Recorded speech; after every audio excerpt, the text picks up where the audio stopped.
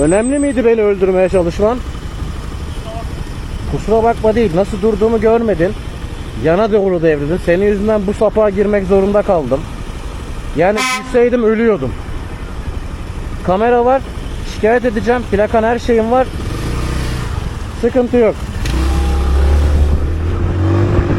Sıkıntı yok. Kusura bakma. Ananla kusura bakma. Ölüyordum ben.